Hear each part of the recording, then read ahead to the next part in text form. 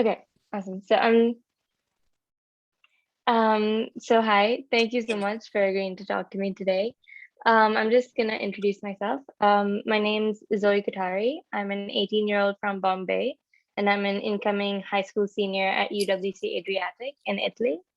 I'm very passionate about anti-ableism and accessibility, and I'm learning a lot about it. And I'm currently working on ZIAI, which is an online platform dedicated to building empathy and awareness surrounding disability amongst able-bodied communities.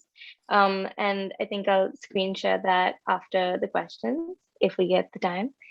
Um, I would love to so yeah, see that. thank you so much.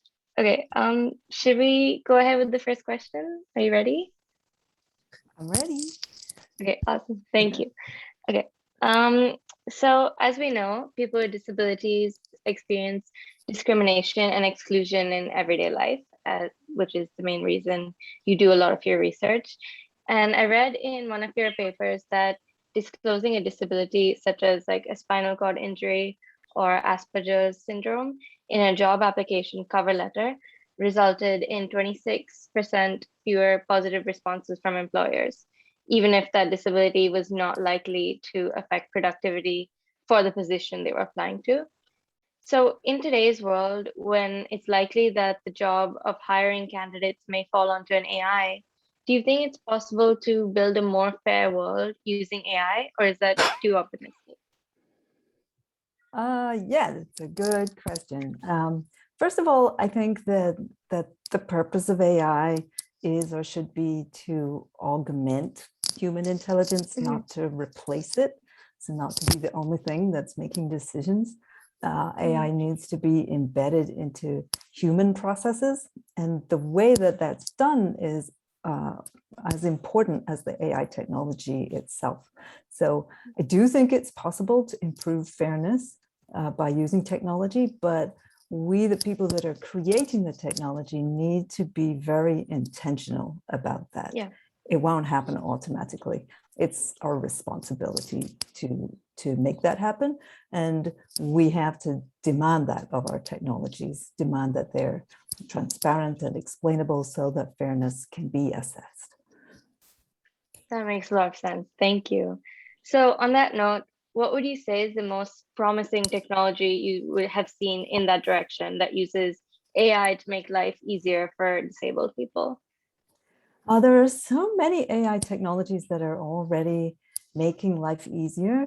Some of the ones that I have heard people being extremely enthusiastic about, that have really had an impact on their lives already, are things like the visual recognition technologies that describe scenes and images.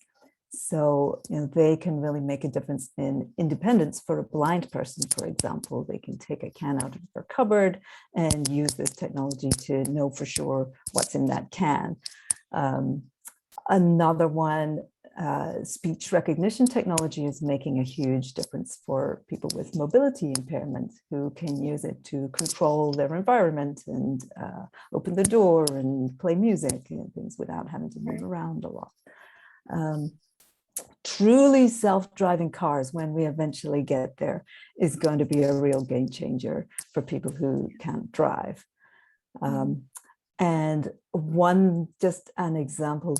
a couple of examples that are still a bit further out, technologies that can translate brain signals into movements or words. There are, really promising research examples of those kinds of technologies. And again, those are, it's so exciting to see what they're going to do in the future.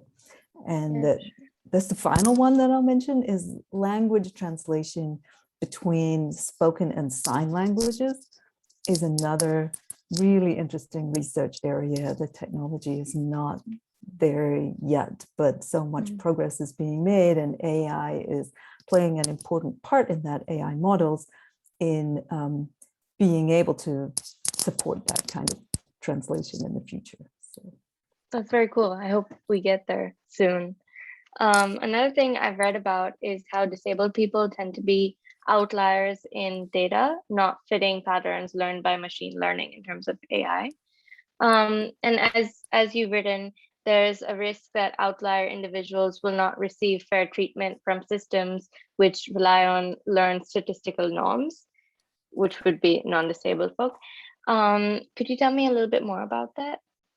Yeah, sure. So, imagine you have an AI system that's trying to assess scholarship applicants, students who are applying for scholarships, and is being trained on data from previous students and how well they did in their degrees. If you are, and maybe in this data, students who took a long time to do a certain test tended to be less successful overall in their degrees, let's say. So an AI model might learn that longer times on this test probably means a less strong scholarship application. And so then comes along the very first blind student who has ever applied to this university or joined this university, and they take a test with their screen reading technology. And maybe the test isn't very accessible, isn't very compatible with their screen reading technology, but they manage to get through it. They do the test, they get a great score, but it took them a little bit longer.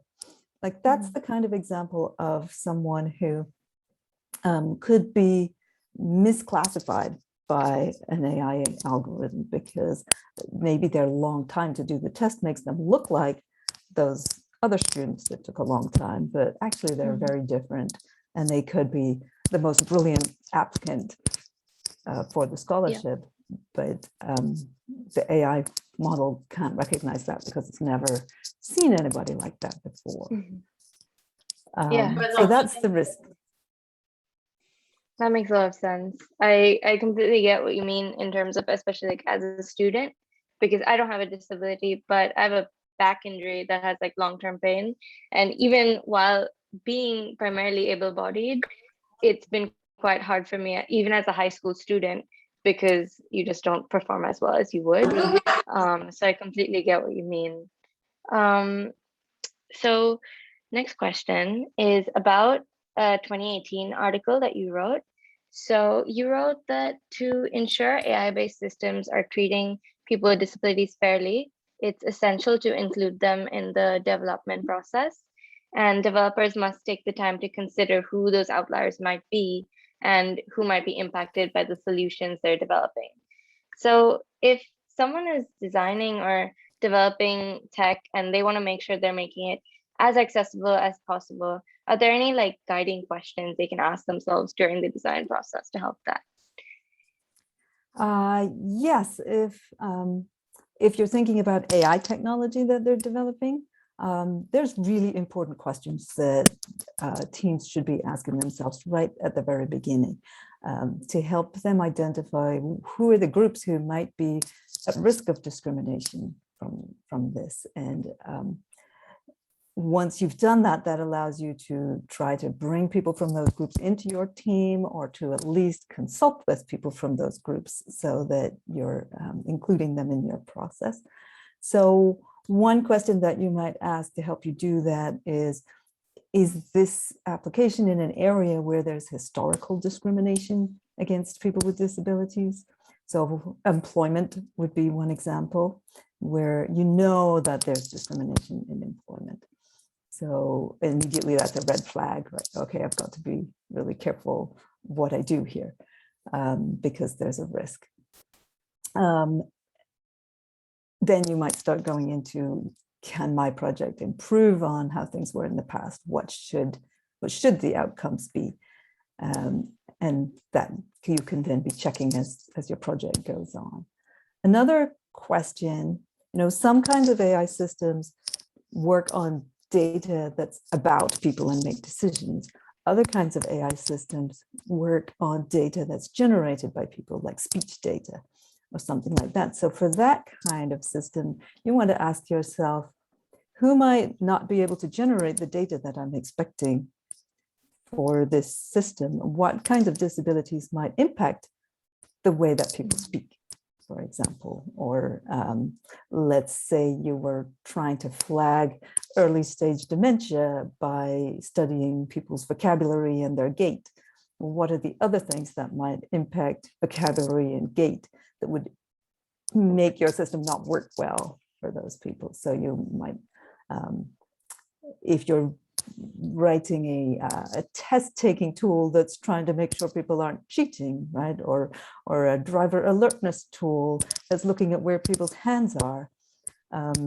You want to consider folks with attention deficit who are, or uncontrolled movements, or for driver alertness, what about drivers who have no hands and are driving with their feet or in an adapted car? Let's make sure we don't forget about those groups. So that's another question that you can ask yourself that will help guide you to who should I be talking to at this point in my project. And the third one, I think, is some of the input data that I have. So this is more for systems that are using data about people. Is some of the input data that I have, even if I don't have any disability information explicit in the data, is there a possibility that other data points that I do have might be kind of proxies for disability? And that might be something that the system might inadvertently learn, or that might cause unfair outcomes. So let's say if it's a loan application and it asks you where you live, someone who lives in a group home setting or someone who lives with their parents, there's many reasons why someone might live with their parents, but one of them might be that it's a person with a disability. Somebody who has no driving license, again, there might be a blind person who doesn't have a driving license. And so that is kind of data could be proxy for disability. And so then you'd have to watch out, is it possible that my model might learn bias, even though there's no explicit disability information in my data? Mm-hmm. That makes a lot of sense. So let's say we talk about the scholarship example that you gave. So for like potential students, like student applicants applying for a scholarship, they can have like it's possible that they might have a very wide variety of disabilities, because disabilities can also manifest in a variety of ways. So accessibility needs are very diverse and different. So do you think it's plausible for one AI to be able to accommodate for all these possible needs? And if not, how close do you think it could come?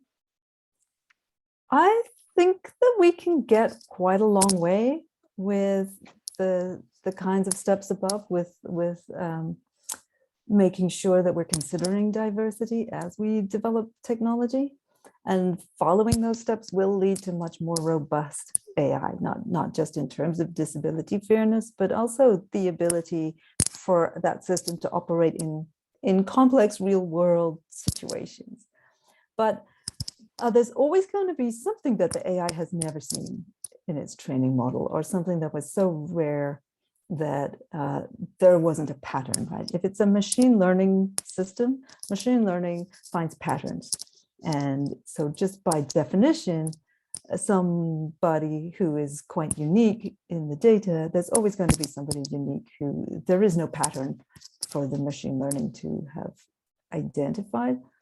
So what I would really love to see is AI systems that know their limits in some way, that can identify outliers and know that their confidence should be low, and flag this to people who are actually making the real decisions. That's what I think we need to get all the way there.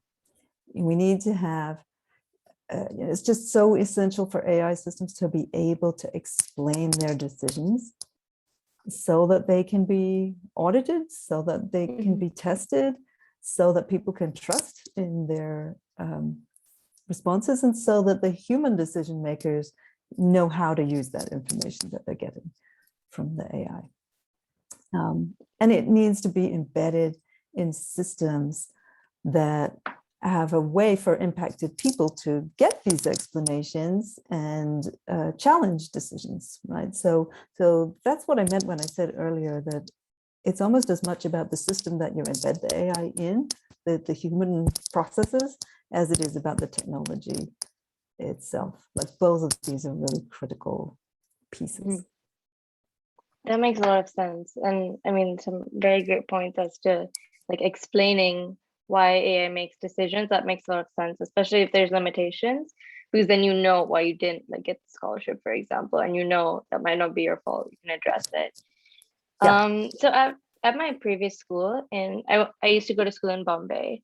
I went to like a day school. Right now I'm at boarding school, but I studied there for parts of primary, middle, and high school. And there was a specialized department of teachers to sit with and help students who had learning disabilities, to like help them navigate things in the classroom when needed, like sitting next to them for tests. And it just made education a lot more equitable for those students. And I think when the pandemic hit and school shifted online, I don't think this system worked because you couldn't really have someone sitting next to you to help you. So the question is, as more and more of the world shifts or has shifted to working online through the pandemic, how do we mimic real world support systems online? Yeah, it's a good question. I think my first thought is, why don't we provide a way for there to be somebody sitting next to you, local to you, while you participate in your remote learning? I mean, that was a model that does work. Why don't we make that work? And perhaps we can make that work virtually as well, so that maybe the person isn't physically sitting next to you, but they're still going with you through your education journey and helping you learn the material. I think there's a lot of potential for virtual learning to become more equitable, because if you are watching, if you are watching recorded or sort of more asynchronous kind of material, that gives students a lot more flexibility to pause and discuss something before they go on, to rewind and rewatch something, and to go through the material at their own pace. So it could really allow for more personalized learning and this kind of online one-to-one support, where you could go through material together and discuss it in a more personalized way. So maybe it will provide more opportunities for assistants who could be anywhere in the world to assist students who could be anywhere in the world to learn material from teachers who could be anywhere in the world. That makes sense. That makes a lot of sense. And it's true that, whenever lessons are recorded, it's just a lot easier around the world as well, especially if you have health issues. So I've also read about what you said regarding the AI community improving how it handles outliers, since, as we spoke about, the disabled community often doesn't fit the norm as users. And you've also spoken about how testing AI for users with different genders is easier than testing AI for different disabled users, since, like we said, disability manifests in far more diverse ways. You therefore can't always include all disadvantaged disabled groups in testing while designing tech, even if you try and accommodate as many as possible. But what do you think is the best way to tackle this diversity problem? I know you've sort of answered it slightly, but like, would you say that testing is the only way we can really make things accessible? Or is it okay if it's not tested? So first I want to say that there's a lot of diversity and complexity to gender, and I don't want to oversimplify gender. When we talk about gender bias in the research community, we often do it in very oversimplified terms of just comparing men this and women that, and only thinking about two genders, and really erasing all the people who don't fit neatly into those categories, or people who move between those categories, or people who have characteristics of both those categories, right? And so, so much of the data that's used to explore gender fairness is also really limited in that it only represents two categories of gender, which makes it kind of impossible to explore more sophisticated techniques if you don't even have the data. So there's sort of I think it's the research on the testing for fairness is it's really at very early stages, quite primitive. for looking at large groups and comparing large groups. And so disability isn't the only characteristic that manifests in really complex and dynamic ways. But I believe that if we can develop methods that accommodate the diversity of abilities, those methods will also be applicable to the real complexity of gender and race. And so it's a very important research area to go further in. And I do think that to tackle this diversity, we need more research. We need new methods. We can't rely just on machine learning alone. I think we should always be going as far as possible in including different groups in the development, in the data, in the testing. But we also have to plan for outliers from the very beginning so that we've built in transparency, built in explanations, and we do need to test with outliers so that we can understand the strengths and the weaknesses of the technology that we have. There's some really interesting research that is going on, like in ways of measuring fairness that are individual measures rather than group measures.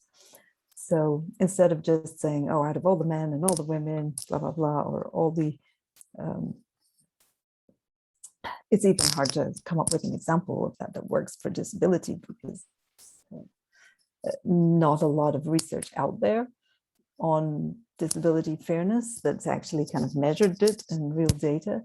But recently there was some publications from IBM Research on ways to train systems to be fair, even if they have bias in the training data, by measuring individual fairness. So the premise is that similar people should have similar outcomes, and they test that by taking the data set and then comparing it against other possible similar data sets and measuring the differences. So I think research like that is super important, and research into combining machine learning methods with symbolic AI methods so that you have an element of logic and an element of machine learning combined there. I think that is really important direction. And so once we get further with the research, we can take the best of both worlds and have logic that we can inspect that enforces fairness a little better than we can do with machine learning right now. That makes a lot of sense. That's fantastic. That's amazing. Yeah. So I also read in one of your papers that as AI models become like pervasive, it is essential that they uphold society's moral and legal obligations to treat citizens fairly, especially with respect to protected groups that have historically experienced discrimination. And obviously, I strongly agree with this idea. What ramifications do you think we face if our AI models fail to uphold these moral and legal obligations?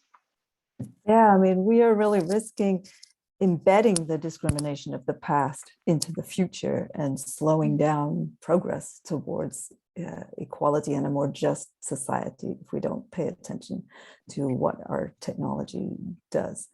And in the process of that, we really risk losing or devaluing the variety and diversity of humanity that we need. We need that to be a strong community and a resilient and a vibrant community. We can't lose that element of bringing together people with different experiences and different ideas together, because diverse teams have been shown in many research studies to be more productive, more innovative than very homogeneous teams. So there's even a sort of a risk, a sort of higher level risk to our ability to innovate and solve problems if we're not, if we're excluding people with different viewpoints from positions of power and I think we risk developing very rigid systems that don't work in the real world and will frustrate all of us if we don't consider how to give them that flexibility that they need to accommodate everybody.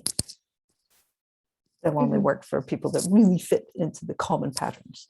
And that's, when you actually come down to it, that's almost nobody fits into the common patterns in every dimension, right? Yeah, for sure. Absolutely. And I mean, you spoke about like how designer bias is often inherited by what they develop. So sort of bias from the past goes into the future. Like for example, apps that map the safest route from place A to place B often discriminate against areas where people of color live. Historically, that's happened. And that leads to a decline in business received by Black and brown people owned stores in the US, for example. And a few years ago, the Xbox controllers that were launched in India didn't work for darker skinned users because they started tagging, they couldn't like recognize the skin color. And even Google Photos was in trouble recently because it started tagging photos of people with Black friends as photos with gorillas. Um, and so obviously these are really horrible things to happen, and they go on to show how much damage AI can inflict if the product inherits the designer's bias. As a possible solution, when I write a research paper, for example, I have to go through an IRB to make sure I'm not accidentally harming the community I want to serve. Do you think we can have disability-focused IRBs that every project or product must go through? Oh, that's really interesting question. That's sort of, it's sort of like what I'm suggesting in a way, Mhm. of starting at the beginning and really laying out what are the risks, or what do I think the risks are in this project, and how am I going to mitigate the risks. I like that a lot. One part of laying out how you would mitigate the risks would be defining upfront, what is my metric for fairness? How am I going to measure it? How am I going to know if I'm fair or not? And I think, that needs to happen at the beginning, and it needs to be done in conjunction with the people who are impacted, all the stakeholders. And if you can together agree at the beginning on what it means for this application to be fair, then some projects, if you can't come up with a way to measure fairness, maybe this isn't a good project. Or if you can't come up with an idea of how you would get around a certain problem, maybe it's a waste of time to develop this technology and then find you can't deploy it in the real world because there's a group of people that it just will really exclude. So I think that's a really interesting a really interesting idea, because oftentimes those kinds of problems that you described, they're not detected by the team that's building the technology until it's too late, right? Because the team itself didn't have enough diversity in it, didn't have somebody there who would say, but hey, this doesn't work for me. And make everybody realize, hey, we have a problem here. We can't go and sell these controllers in India right now. We're not ready for that. So having diverse teams building technology, having representation of diversity within technology development is so important to helping to avoid those kinds of horrendous mistakes getting out into the world without the companies realizing until it was too late. For sure. Do you also think building empathy and awareness in able-bodied communities surrounding disability can significantly improve how much accessibility is taken into consideration during tech design? Yes, I do. I do. I mean, I don't think that people are deliberately excluding other people. I think people often forget or don't have the level of awareness or the level of understanding of other people's perspectives that they would need to keep that in mind. So I do think it's an essential piece Designers and developers need to understand who they're building for and how those people use technology, or they can't make good decisions, right? Even with the best intentions. So again, it comes back to having more representation, more diversity in these careers, and including people with disabilities in your research process, in your design process, and understanding what you need to do to make your technology itself accessible. So oftentimes Absolutely. when people make that step, when they do reach out, when they do make a connection with a community and understand their perspective, that stays with people for life, right? That turns people into accessibility evangelists. And we need to do that more and more. I think that the cumulative impact is what we need to make accessibility and consideration of disability and diversity just a second nature as part of good design, part of good development. You know, it's part of quality work.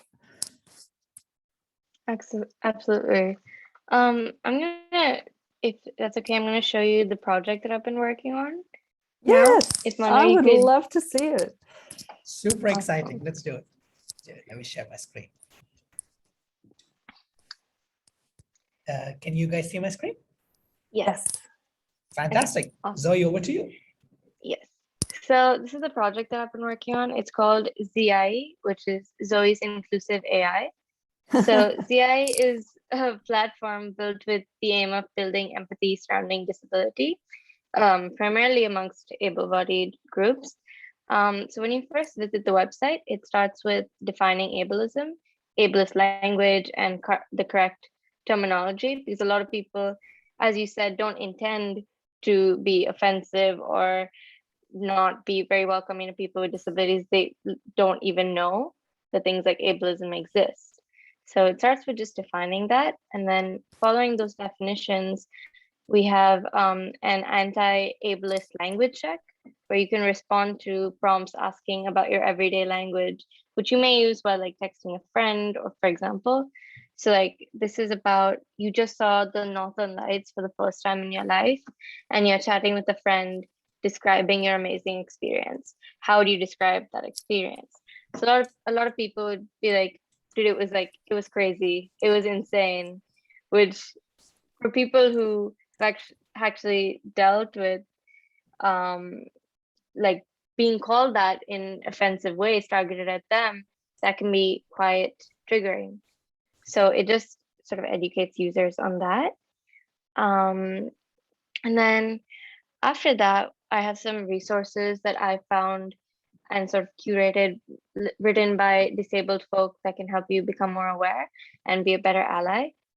Then there's some graphs as well for awareness, and then some more resources and articles. The platform, like this is just mostly my journey through having injuries that really opened my eyes to ableism and how things would be if I didn't have the privilege that I do. And then the platform also includes an AI chatbot, where if you select a country from the list, if you select a country from the list provided, the bot can tell you about laws in that country to protect people from disabilities, for example. So if you choose the UK, then you can ask it, yes, about laws. So if you say, what laws exist to protect me, for example, as a disabled person or my disabled friend. So it'll give you a list of resources and information about what the UN and governments in the UK have, sort of the laws that they have to protect disabled communities during like employment processes, and like how much to disclose about your disability when you're applying for a job, and so on. In addition to that, the bot can help you determine whether your institution, like if you're a teacher at a school, meets inclusivity checks. So if you say, how can I make my school more accessible?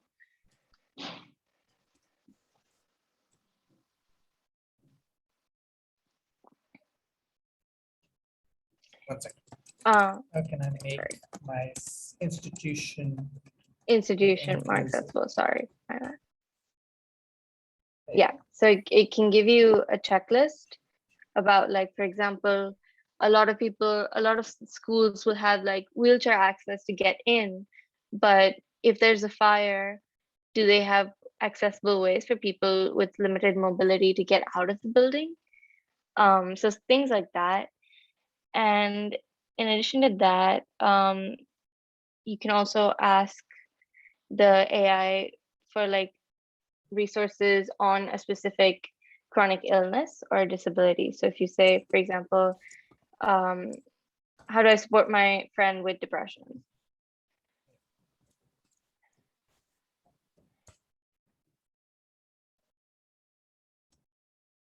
Yeah, so it'll give you a few links where you can learn about one, supporting depression, and also just like defining depression. And then, yeah, lastly, you can also find inclusive employment opportunities in the country that you selected. So like work from home jobs, for example, if you have limited mobility. So you can find them on local job search sites.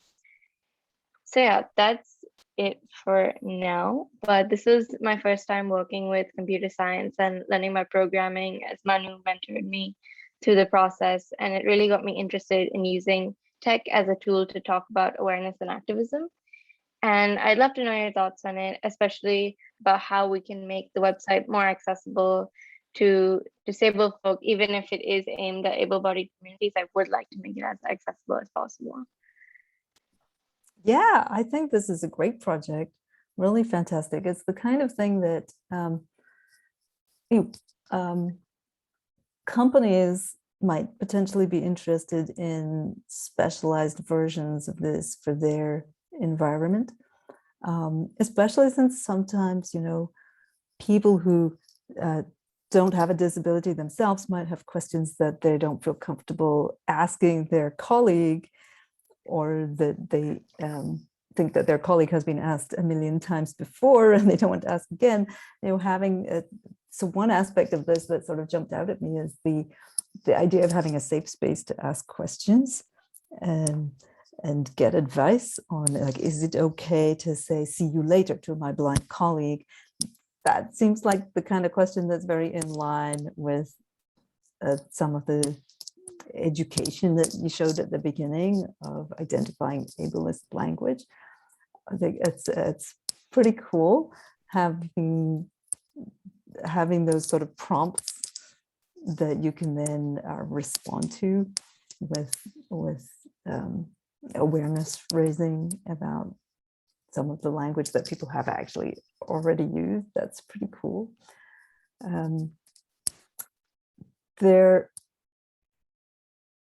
I could see we do, within IBM every year, we do all sorts of different kinds of training and awareness. My team at IBM gives seminars and presentations. We did a panel at an internal event last year where we had a panel about how to speak to people with disabilities, to try to break down some of the fears that people might have of saying the wrong thing, and just demystifying the whole communication side of interacting with colleagues with disabilities. So we do a lot of that kind of thing in IBM, and we also do similar sorts of things in terms of building empathy among the designers and the developers at IBM. So that's actually part of the mission of my team at IBM, is awareness raising and empathy building and educating people on what their role is in producing accessible technology.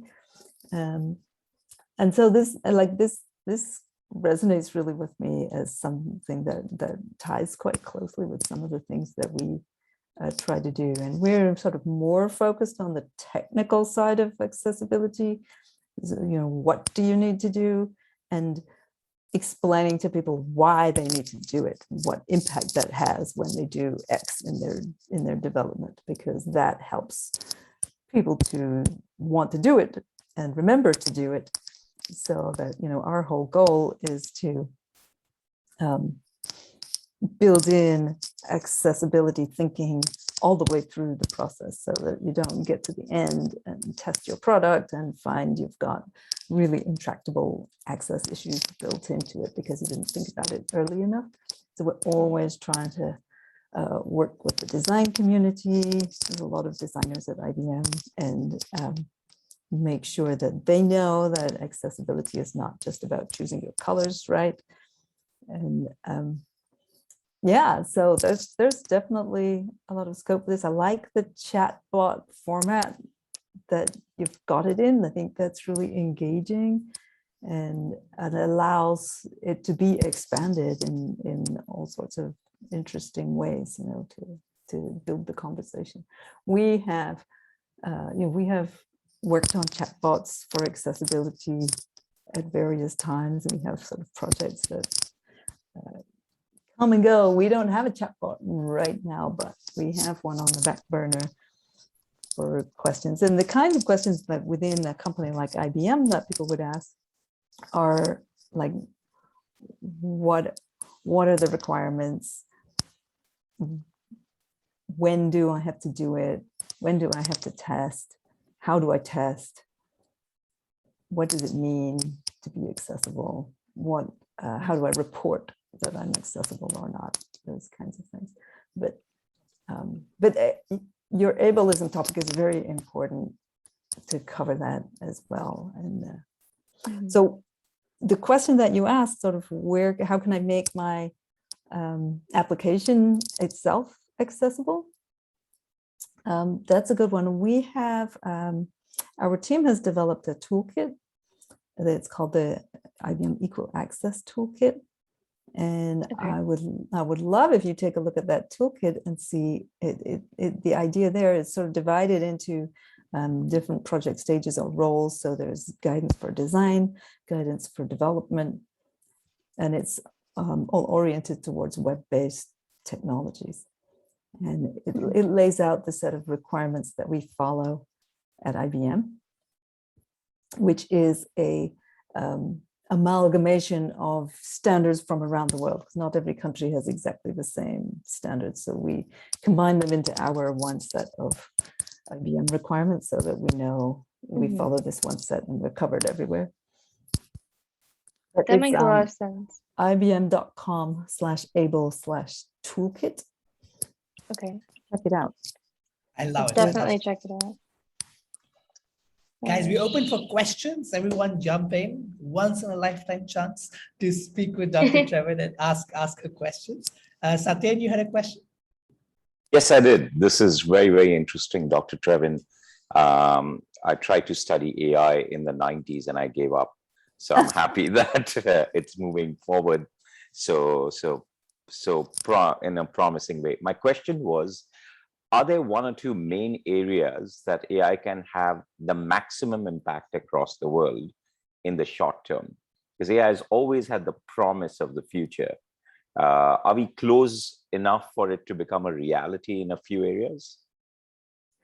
Yeah. I first started with AI in 1987 when so I've seen it go through these kind of peaks and troughs, and the availability of data to apply machine learning to has just made a huge difference. And I would say it's already pervasive. AI methods are already pervasive in all sorts of different areas. And I've seen articles saying, job recruitment is never going to be the same again. Recruiters love their AI solutions that point them to good candidates and help them to kind of find their way through fields of hundreds of things. So, that's one really important area where we've got to get that right, because that's huge impact for people. But I think also in medicine and medical diagnosis, that's one where we've barely scratched the surface of what we might be able to do with AI techniques in supporting diagnosis, interpreting scans, and all sorts of things like that. I think it's here to stay already in all domains. And we, like I said at the beginning, we have to make sure we do this right and get this right, because the consequences could be enormous. So I think AI has to be balanced against the legal and moral requirements, right? And so there are laws in place to protect people, and we do have to be very intentional and make sure that we're testing what we need to test and not deploying AI before it's ready. Absolutely. So I don't know if I can really pick out sort of one or two domain areas, but I'd say healthcare is a big, Absolutely. interesting one. Absolutely. And I'm waiting for my self-driving car. I want that self-driving car. By the time I get to the point where I need a self-driving car, I want it to be there and ready for me. Thank you. I had a question.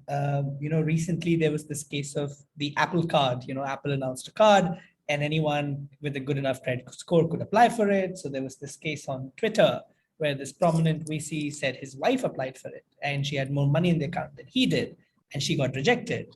And he applied for it with the same account, and he got accepted, right?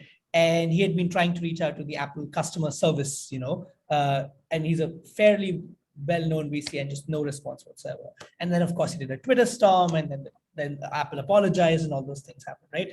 And I think what you said in the call that really stood out to me was AI needs to know its limits, and there needs to be like ways where people can complain about the decision the AI has given to them. Because right now they do exist. There are those complaint numbers, but they're black holes, right? I send a complaint and it's just gone. It's gone into the ether, and we don't know what happens, right? How do we build more inclusive? Because like you said, AI is going to make mistakes, and we can try all we might. We can make sure it makes less mistakes and less obvious mistakes, but it's going to make mistakes. How do we make the mistake reporting form more respectful and more responsible in an infrastructure manner?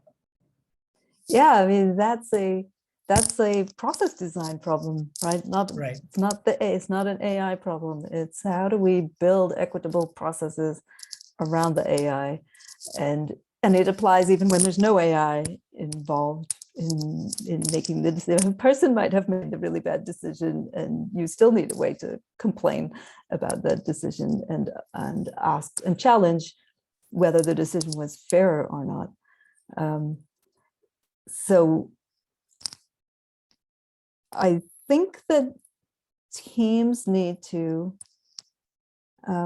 step back from the exciting pieces of technology that they're putting together and take a human-centered point of view.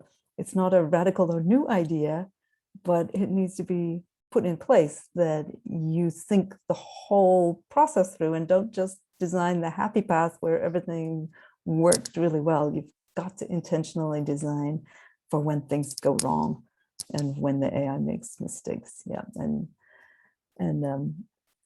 having a response for your complaint is, I can't solve that problem, but it's so important for there to be a way to complain. You shouldn't always have to be able to make a Twitter storm in order to get an answer. So, yeah, but explainable, if you have an explainable system, if you have a system where the end user can get the explanation, that gives them the chance to start litigation. It gives them the chance to legally challenge the decision that's being made. It gives them the basis to say, look, this decision was made based most strongly on my gender or something like that. So explanations and the quality of the explanations, I think, are a critical area where we need to keep pushing and keep making sure that we always have that. Especially because most AI is like black boxes, right? So you just outputs a decision and you just don't know what was. We can't trust that kind of AI. We need explanations. Zoe, more questions? I think that makes a lot of sense, especially in terms of just like um, the fact that a lot of AIs you can't, or like just automated systems online, that you can't ask why you're denied something, or why something is impossible, or why there's like an error. Like, I think that's a very good point, that if we can address that, things just become a lot more clear and a lot less like scary for people who often face accessibility issues, because at least you know how to tackle that. Yeah, yeah.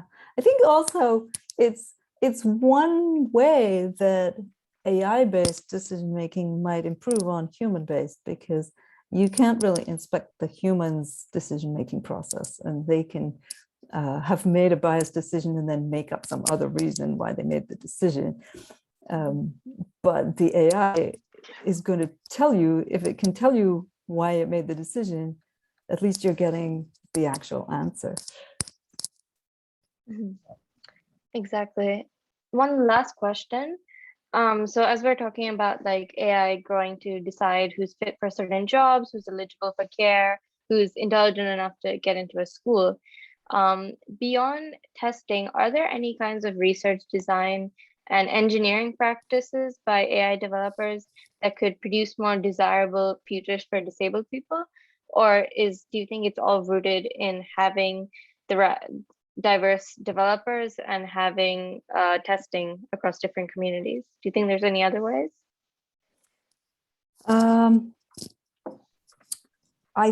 I think that the research into the technologies is still moving pretty fast. And so there's still a lot more innovation that we're going to see there, in terms of methods that are better, in terms of methods for measuring and achieving fairness, in terms of methods for providing explanations.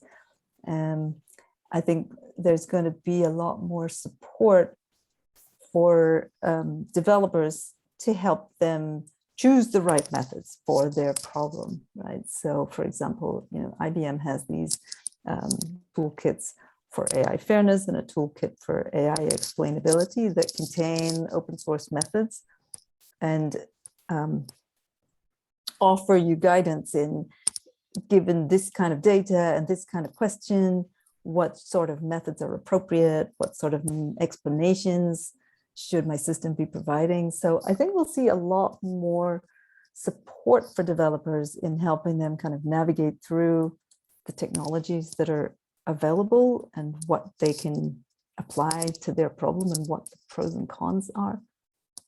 So beyond testing and diversifying your data and having a diverse team and having the right stakeholders, I think there's a lot more innovation that we're going to see in the technologies themselves and in the ways that we can blend different techniques together, like the neurosymbolic AI research. It's really important to explore, because we haven't got methods yet that work like people do, right? That can start to build concepts from small numbers of examples without some kind of training on large data sets. We're still just developing those techniques for few shot learning and building concepts more in the way that people do. And I think that's a really interesting research area if we can understand how people do it and how people's experiences lead to them being more or less biased, we can start to create technology that uses similar techniques and train it in the right way so that it's not biased. Absolutely. One last question. Okay. Sorry. I think everybody in this Zoom room really cares about building more empathy in people surrounding disability and also other things. In your experience, how do we get people to simply care? Like, what makes us empathetic towards other people, and how can we use tech to build empathy at a larger scale? I think exposure to the people who you want them to be empathetic for is the number one thing that changes people's thinking, is just seeing the impact that their decisions can have on people. Mhm. So, I've seen developer teams have accessibility training from a person who is using a screen reader, and that person sits down with that team's technology and shows them how difficult it is to use. That Mhm. really has an impact on people. You Yeah. show them, this is what you created, this is how hard it is, this is how easy it could be if you did the right thing. Mhm. That's something that sticks in people's minds, to know that they are actually making a difference. I think when empathy tends to flag when it's sort of abstract and you never meet any of the people you're trying to be empathetic for, you don't have a good understanding of who they are, then it's hard to keep them in mind. Mhm. No, I absolutely agree. I mean, that's what people say for a lot of things, it's really easy to be indifferent or to be disrespectful on a screen, for example, or like when you're not talking to the person you're talking about, but when you're actually speaking to a person, you're sort of just like, okay, I should probably be more accommodating. I should probably be more understanding. So I think that makes a lot of sense. But thank you so much for taking the time out to speak with me today and for your advice on my project. I'll definitely use the toolkit. I've already opened it up. So I'm going to take a read at it after this meeting. Oh, But great. thank you so much. I would love to hear any feedback you have on the toolkit. And you. also, if you have something about your project that I can share with the other people on my team, they would be really Yes, interested in seeing that. absolutely. Absolutely. Thank you so much. If I can send you like a write-up about it on your email, maybe Yeah, that would please. be That very would be cool. great. Okay. Yeah. Awesome. Thank you so much. All right. Thank you. Thank you And so much, Dr. Trewin. Thank you for making the time. It means the world to us. Thank you. You're Thank you so welcome. much. Thank you, Manu. And thank you, Thank Zoe, for you. the great questions. Thank you. All right. Have a good afternoon. Thank you Have a so great much. Thank day. you. Have a great day. Bye. Thank you. Bye-bye. Ciao. Bye.